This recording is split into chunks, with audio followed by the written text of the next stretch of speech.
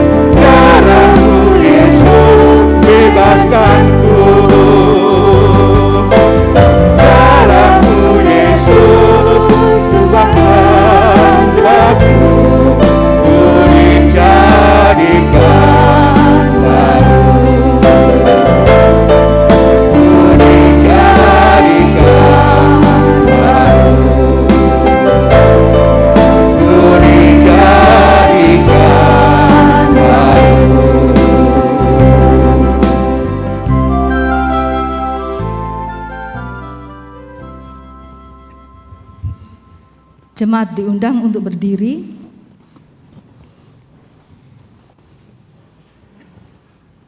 Ibadah Minggu Prapaskah yang kelima ini Akan kita mulai dengan satu pengakuan bahwa pertolongan kita datangnya dari Allah pencipta langit dan bumi.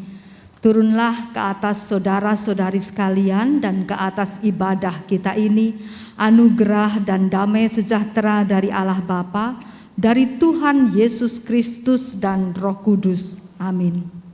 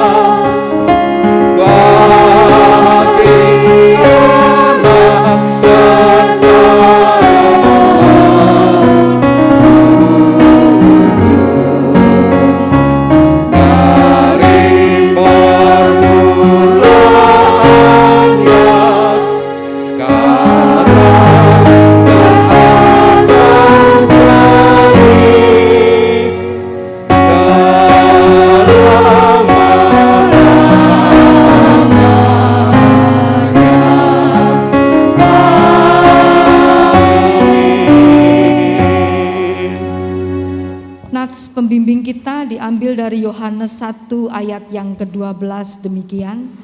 Tetapi semua orang yang menerimanya diberikan kuasa supaya menjadi anak-anak Allah, yaitu mereka yang percaya dalam namanya. Amin.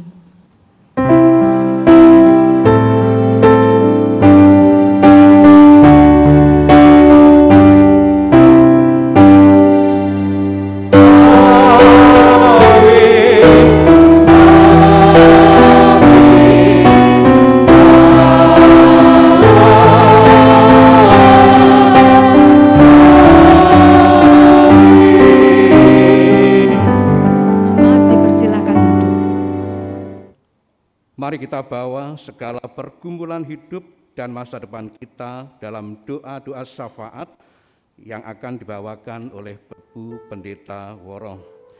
Mari kita tak henti-hentinya menaikkan syukur kepada Tuhan karena kita ada sebagaimana kita ada sekarang, karena anugerah Tuhan saja. Pujian betapa ku bersyukur untuk mengantarkan doa-doa syafaat kita.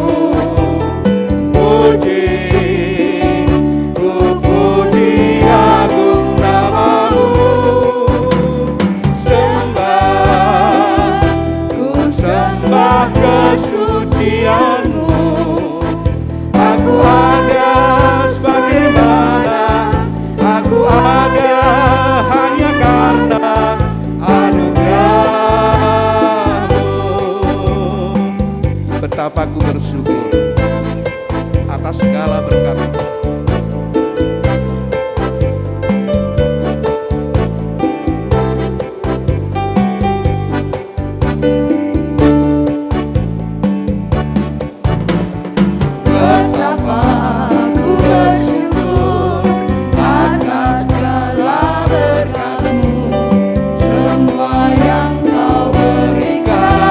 Berguna bagiku, Allahku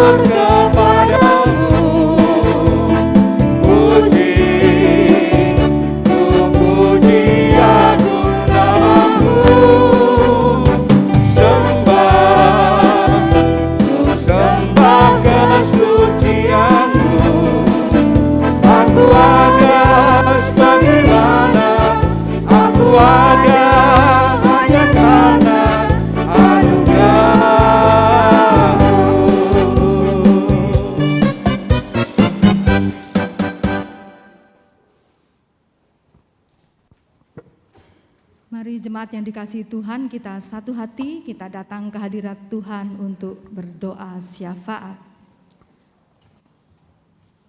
Tuhan Allah kami, tidak henti-hentinya kami hendak menaikkan ucapan syukur kami kepadamu ya Tuhan, buat segala pengasihan Tuhan, pemeliharaan Tuhan di hari-hari yang lalu yang kami rasakan sampai saat ini. Terima kasih Tuhan untuk setiap nafas kehidupan, kesehatan, berkat, rezeki Tuhan. Bahkan hal-hal yang baik, yang membahagiakan yang kami rasakan. Terima kasih juga untuk hari ini, di tengah-tengah segala keterbatasan, kami masih tetap dapat untuk bersekutu, memuji, memuliakan nama Tuhan. Bahkan diberi kesempatan untuk menaikkan doa-doa kami kepadamu. Mohon Tuhan terlebih dahulu ampuni kami atas segala dosa-dosa kami sehingga dilayakkan Tuhan untuk kami datang kepadamu di dalam doa ini. Saat ini ya Tuhan, kami terus menyerahkan kehidupan kami, penghidupan kami hari lepas hari Tuhan ke depan. Biarlah tangan kasih Tuhan akan selalu memelihara, menuntun kehidupan kami, membuka tingkap-tingkap berkat-Mu dan mencurahkan berkat atas kehidupan kami semua. Sehingga di dalam upaya kami bekerja, mencari nafkah Tuhan, hari lepas hari semua boleh menyambung kehidupan kami dan terlebih dari itu mencukupi Tuhan di atas kebutuhan-kebutuhan kami yang tidak sedikit. Kami percayakan Tuhan bahwa kami tidak akan berkekurangan karena pengasihan Tuhan selalu ada, selalu baru dalam kehidupan kami. Kami mendoakan Tuhan untuk keberadaan kami masing-masing, baik di dalam pergumulan-pergumulan kami.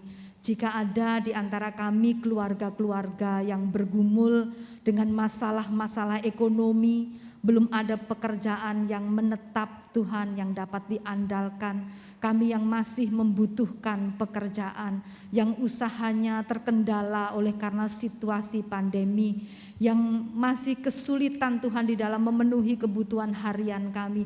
Mohon Tuhan Engkau yang berbelas kasihan akan menjawab seru doa kami ini.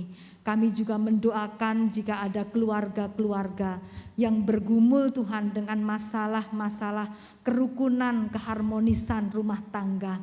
Biarlah Engkau Tuhan akan senantiasa mengaruniakan cinta kasih Tuhan di tengah-tengah keluarga. Sehingga baik suami, istri, orang tua dan anak, di antara saudara Tuhan, bahkan keluarga besar, semuanya boleh diikat oleh tali kasih Tuhan. Satu sama lain boleh lebih-lebih lagi di dalam mengasihi dan melayani.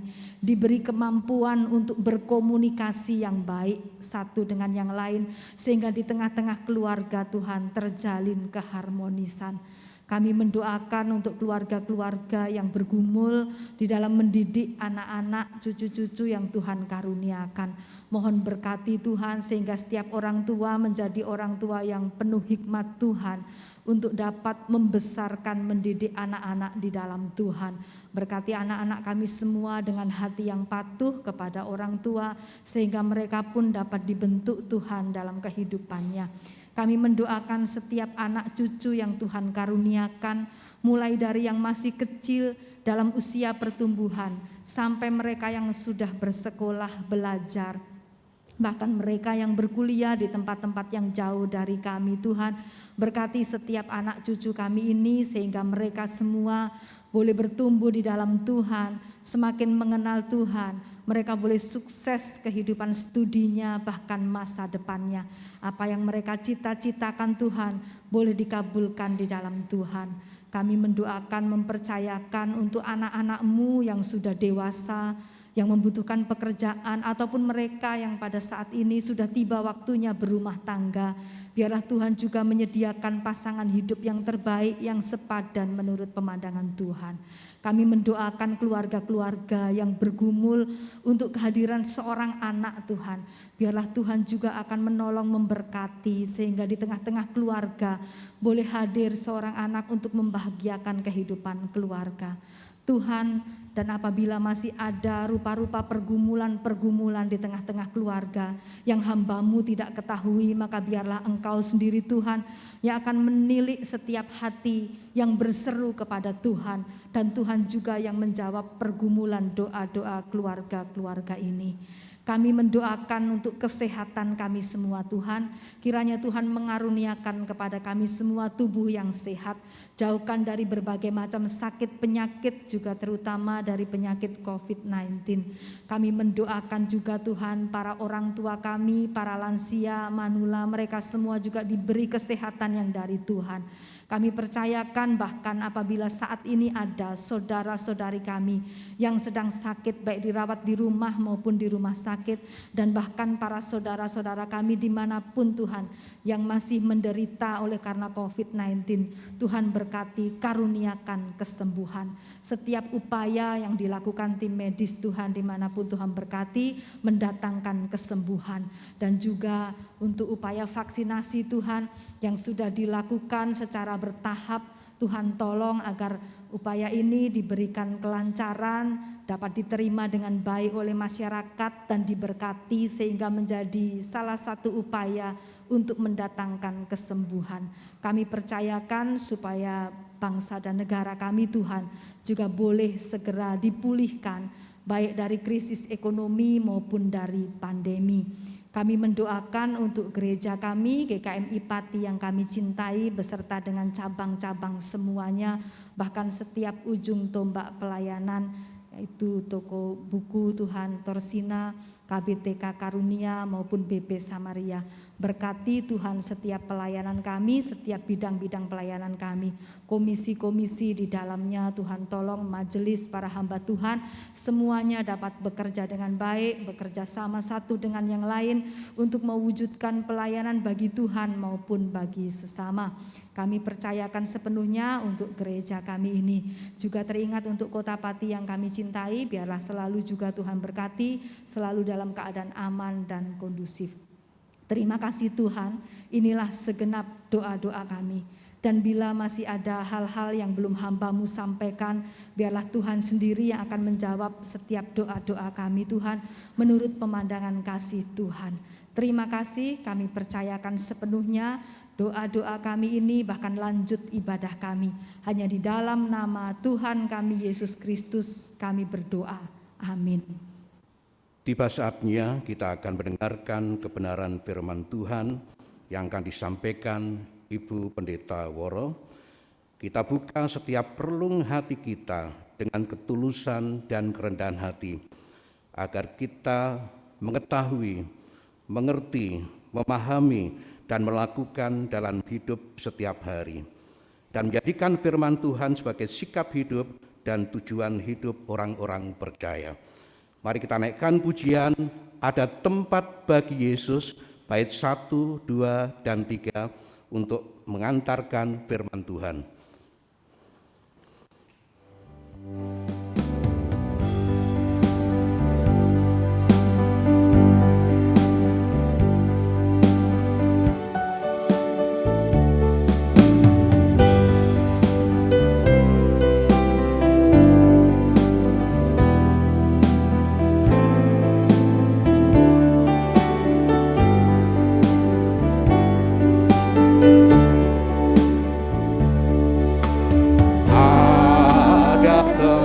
Bagi Yesus yang menanggung dosamu,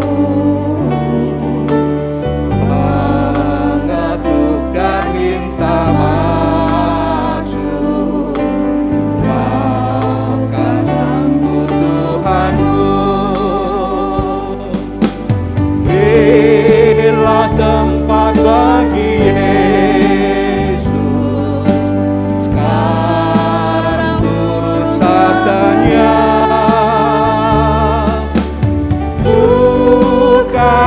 pintu hatimu dan terimalah Yesus. Bait yang kedua untuk kerja dan kesenangan.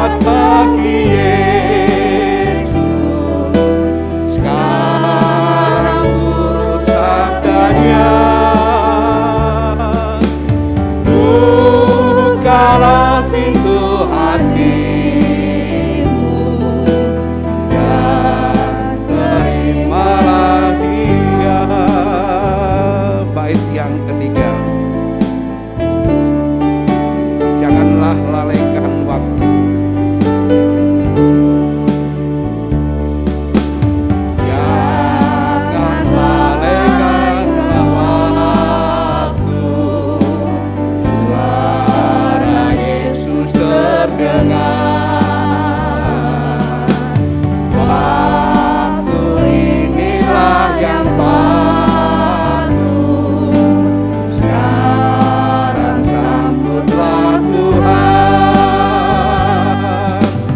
Berilah tempat bagi Yesus, sekarang tutup sabdanya.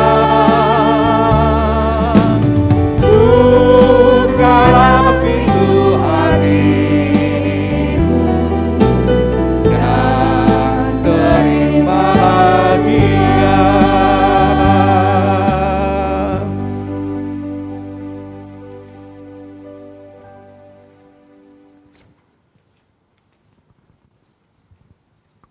Mari Bapak Ibu, sebelum kita membaca merenungkan bagian firman Tuhan, kita datang ke hadirat Tuhan di dalam doa. Mari kita berdoa. Kembali Tuhan, kami datang ke hadirat-Mu, kami mempercayakan diri kami, hati kami sepenuhnya. Biarlah Engkau dengan Roh-Mu yang kudus akan bersabda kepada kami semua. Engkau akan membuka hati kami sehingga hati kami ini menjadi tempat yang subur untuk setiap benih firman Tuhan yang ditaburkan, dan kami akan dimampukan menjadi pelaku-pelaku firman. Terima kasih Tuhan, mari terangi hati kami, di dalam nama Tuhan kami Yesus Kristus kami berdoa, amin. Bapak Ibu, kita akan membaca firman Tuhan yang diambil dari Injil Matius. Matius pasalnya yang ke-13 ayatnya 53 sampai dengan 58. Injil Matius pasalnya yang ke-13 dimulai dari ayatnya yang ke-53 sampai 58.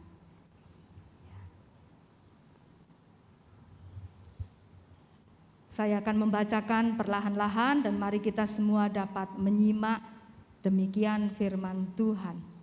Ayat 53. Setelah Yesus selesai menceritakan perumpamaan-perumpamaan itu, ia pun pergi dari situ. Setibanya di tempat asalnya, Yesus mengajar orang-orang di situ di rumah ibadat mereka. Maka takjublah mereka dan berkata, dari mana diperolehnya hikmat itu dan kuasa untuk mengadakan mujizat-mujizat itu? Bukankah ia ini anak tukang kayu? Bukankah ibunya bernama Maria dan saudara-saudaranya Yakobus, Yusuf, Simon dan Yudas? Dan bukankah saudara-saudaranya perempuan semuanya ada bersama kita? Jadi dari mana diperolehnya semuanya itu? Lalu mereka kecewa dan menolak Dia. Maka Yesus berkata kepada mereka, seorang nabi dihormati di mana-mana kecuali di tempat asalnya sendiri dan di rumahnya. Dan karena ketidakpercayaan mereka, tidak banyak mujizat diadakannya di situ. Amin. Bapak Ibu, saudara-saudaraku yang dikasihi oleh Tuhan Yesus Kristus, ada kenyataan yang terkandung di dalam ungkapan, jikalau seseorang itu tidak menyukaimu, maka sebaik apapun yang kau perbuat akan tetap salah dalam pandangannya. Ini mungkin satu pengalaman yang pernah kita rasakan. Ya. Jadi kalau seseorang itu tidak menyukaimu, maka sebaik apapun yang kau perbuat, itu tetap salah dalam pandangannya. Tidak berkenan baginya. Terlepas dari hal itu logis atau tidak, memang saudara-saudara tidak mudah untuk mengubah persepsi seseorang yang memang pada dasarnya tidak suka. Tidak suka, ya tidak suka. Dan seringkali orang itu tidak butuh alasan kenapa dia itu tidak suka. Seringkali tidak ada alasan yang jelas begitu. Dan dimanapun kita selalu menemui dilema tersebut. Dilema disukai dan dibenci, dilema diterima dan ditolak. Tidak ada orang yang 100% diterima dimanapun dia berada. Saudaraku, bahkan Tuhan Yesus sendiri pun tidak bebas dari dilema disukai dan dibenci, diterima, ditolak, dipuji, dicaci maki. Tuhan Yesus pun sering berada dalam situasi tersebut, walaupun sangat jelas pengajaran-pengajaran Tuhan Yesus, karya-karya pelayanan Tuhan Yesus itu semuanya berbuahkan kasih, berbuahkan keadilan, berbuahkan perdamaian. Tetapi tetap saja untuk orang yang tidak menyukainya itu semua tidak cukup. Padahal Bapak Ibu Saudara, banyak orang yang menikmati karyanya. Mereka menikmati dikenyangkan. Mereka menikmati diberi kesembuhan. Mereka menikmati diberikan kehidupan atau dibebaskan, diberi kehidupan kembali. Mereka menikmati mujizat-mujizatnya. Mereka menikmati pengajarannya. Tetapi itu tidak cukup untuk sebagian besar orang. Nah, contoh yang paling nyata ketika Yesus menghadapi dilema ini adalah di dalam teks yang kita baca.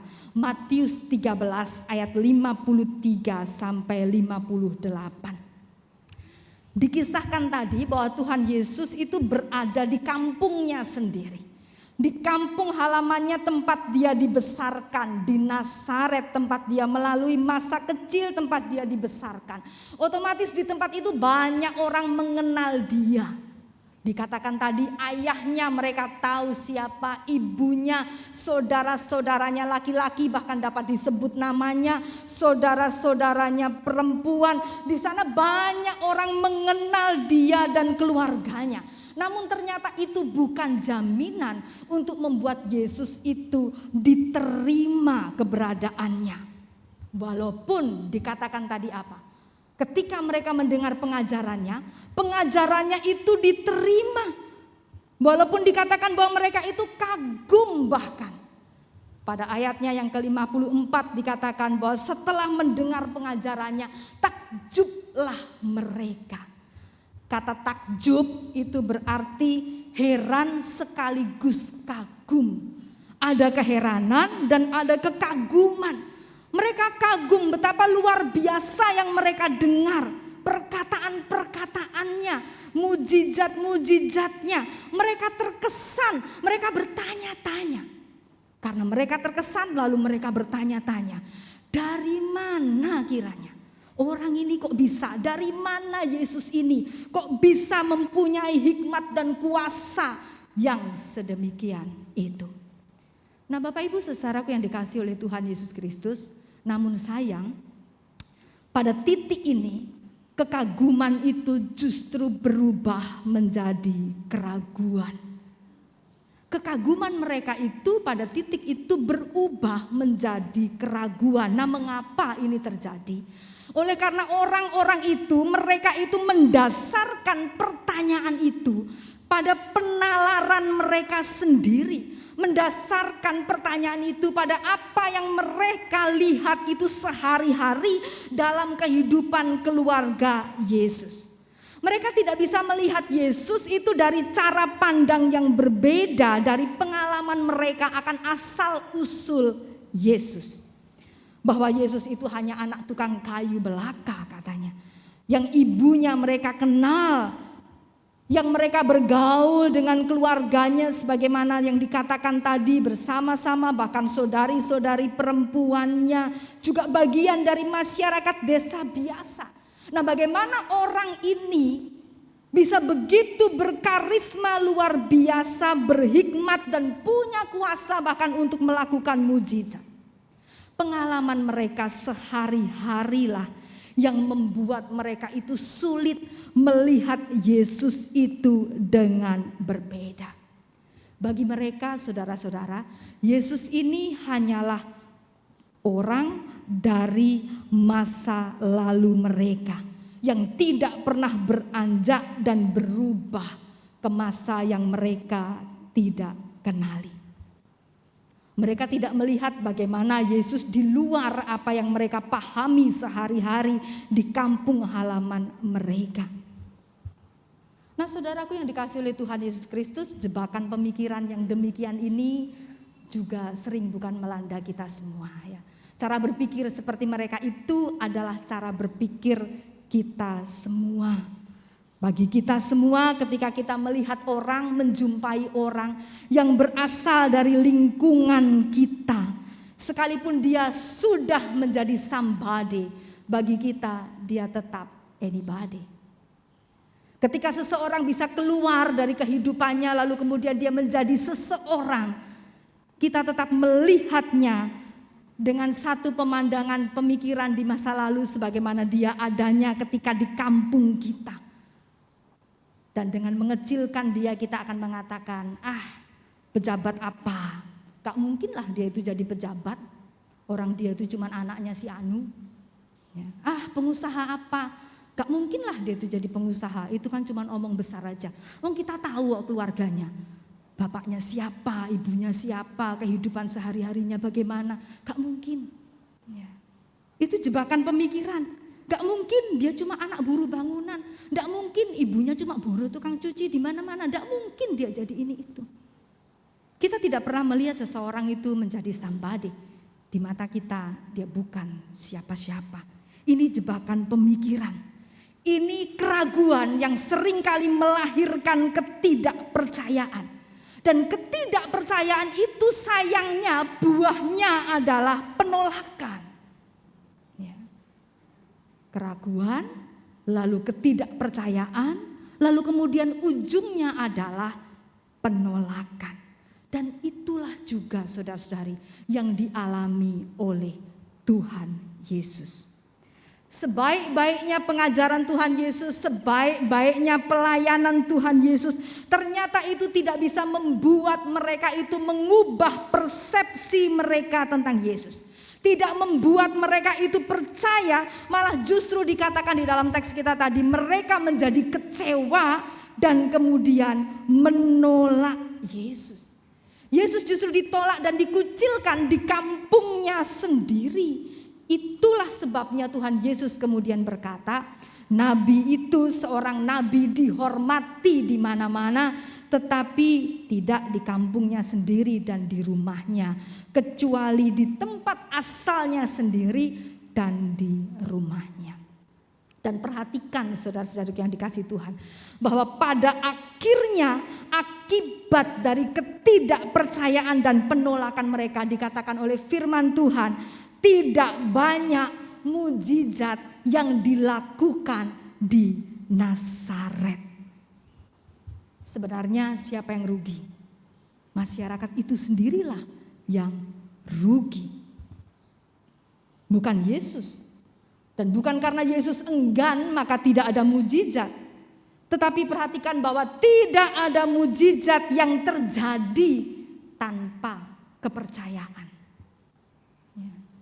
Jadi minimnya mujizat di Nazaret itu bukan karena Yesus enggan, bukan karena dia malas ogah-ogahan, tetapi oleh karena tidak ada mujizat yang terjadi tanpa kepercayaan.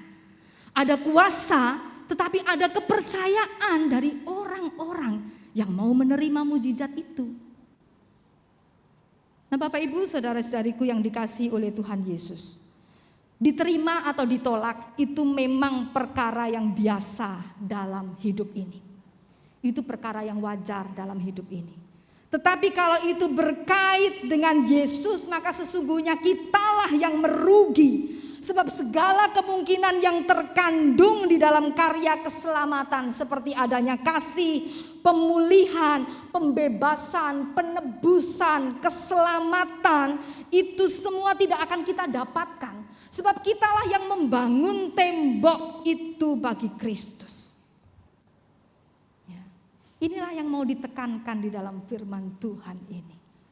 Ketika menolak sesungguhnya kitalah yang merugi, kitalah yang membangun tembok. Sehingga segala kemungkinan-kemungkinan tadi tidak terjadi di dalam hidup kita. Nah, walaupun kita tahu seperti itu, saudara-saudara yang dikasihi Tuhan, tetapi uniknya, istimewanya, dalam arti tentunya yang tidak positif, ada orang yang bertahan dalam keraguan sampai puluhan tahun. Mereka mendengar banyak, mereka melihat banyak, tetapi mereka bertahan dalam keraguannya selama puluhan tahun. Mereka banyak mempersoalkan, mempertanyakan segala sesuatu yang berkait dengan Yesus, tetapi dinalar dengan penalarannya sendiri. Menilai Yesus dengan pertimbangannya sendiri, sementara dia tidak sadar bahwa subjektivitasnya lah yang justru membahayakan penilaiannya. Dia tidak sadar bahwa subjektivitasnya lah yang membahayakan penilaiannya. Semakin dia meragukan Yesus, semakin dia tidak bisa merasakan Yesus dalam kehidupannya. Semakin asing, semakin jauh. Di sisi lain, saudara-saudaraku yang dikasihi Tuhan, banyak juga mereka yang mengaku percaya kepada Yesus, mempercayai Yesus, tetapi sayangnya baru setengah hati kepercayaannya itu. Dalam hal tertentu dia percaya penuh, tetapi dalam hal tertentu dia lebih mempercayai dirinya sendiri. Dia lebih mempercayai pikirannya sendiri. Dia seperti hidup di dalam dua dunia yang berbeda. Disebut percaya, tetapi dalam praktek hidupnya selalu mencari jalan pintas, tidak canggung berbuat dosa, dan lebih suka menggunakan pertimbangan-pertimbangan sendiri. Orang ini menolak, tetapi dia tidak terang-terangan menolak. Dan hari ini Bapak Ibu Saudara, kita sudah masuk di minggu yang kelima, Prapaskah. Kembali melalui teks ini kita diingatkan untuk kita mengkritisi persepsi kita akan Tuhan Yesus. Kita mengkritisi kepercayaan kita. Apakah ada keraguan di sana walaupun setitik saja? Apakah kita menerapkan standar ganda, percaya tetapi dalam praktek hidup lebih mempercayai diri kita sendiri, atau kita hidup seperti orang yang tidak percaya? Tidak menolak, tetapi juga belum 100% menerima. Atau jangan-jangan justru ada di dalam kelompok orang yang lebih banyak kecewa, sering kecewa, lalu pada akhirnya menolak dan menjauh. Mari kita ingat, saudari-saudariku yang dikasihi Tuhan, Tuhan Yesus itu mati untuk kita, 100% mengasihi kita, mencurahkan dirinya, fokus penuh untuk kita. Masa sih kita yang penuh dengan cacat celah ini akan meragukannya? Sebab tidak ada yang bisa diragukan dalam hal kasih Kristus kepada kita. Kalau kita meragukan dan menolaknya, justru kitalah yang merugi. Tuhan memberkati, mari kita berdoa. Tuhan Bapa di surga, hari ini kami diajak untuk mengkritisi bagaimana kami mengasihi Engkau dan mempercayai Engkau. Seringkali kepercayaan kami terbelah. Seringkali kepercayaan kami dinodai oleh kekhawatiran kami, oleh persepsi kami, oleh pemikiran dan pertimbangan kami sendiri. Sehingga kami tidak percaya 100%, percaya penuh kepada Engkau yang sudah berkorban buat kami.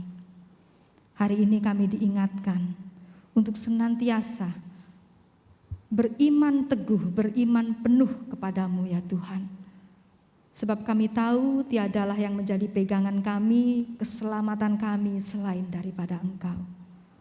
Ampuni kami jika seringkali di dalam kepercayaan kami masih penuh dengan kelemahan. Ke depan kami sungguh rindu memiliki iman yang teguh, iman yang penuh kepadamu Tuhan. Hidup percaya kepada Engkau dan mempraktekkan kepercayaan kami ini di tengah-tengah kehidupan kami.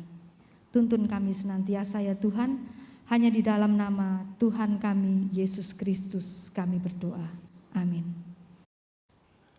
Menerima atau menolak, hidup adalah pilihan, dan pilihan hidup kita akan menentukan masa depan kita yang akan membawa konsekuensi hidup selamanya.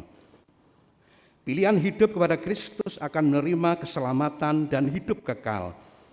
Karena kita akan menjadi anak-anak Allah yang menjadi ahli waris kerajaan surga. Untuk merespon firman Tuhan yang sangat indah dan luar biasa pada pagi ini, dan sekaligus sebagai pujian pamungkas, kita akan menaikkan pujian Sambutlah bait 1 sampai dengan 4. Bait keempat, saya mohon jemaat untuk ikut berdiri.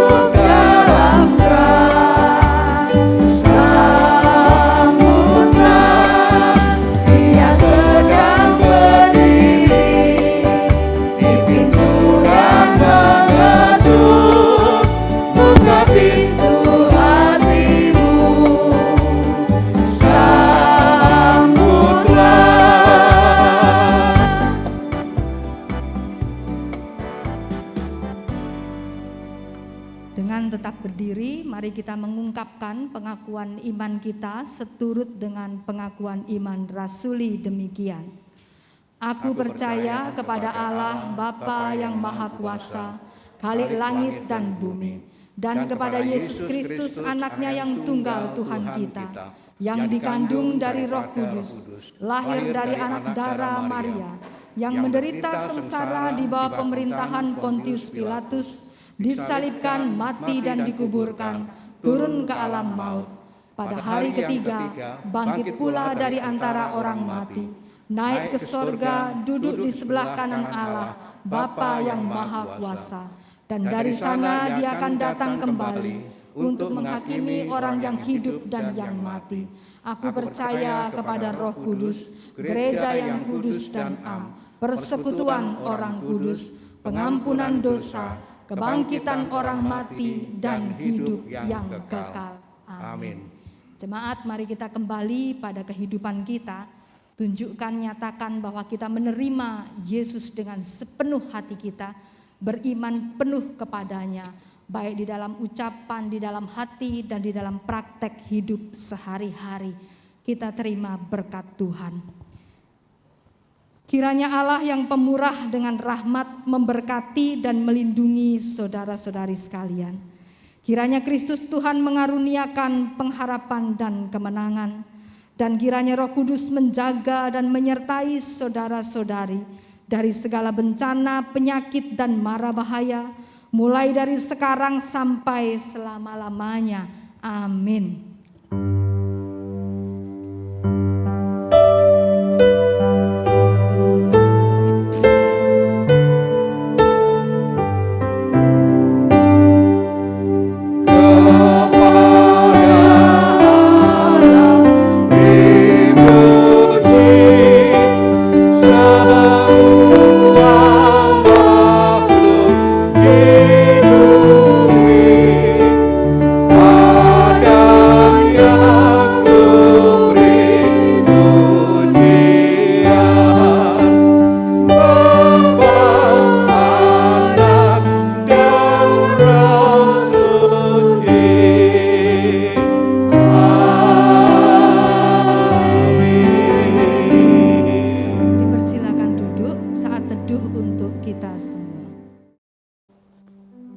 Ibadah sudah selesai.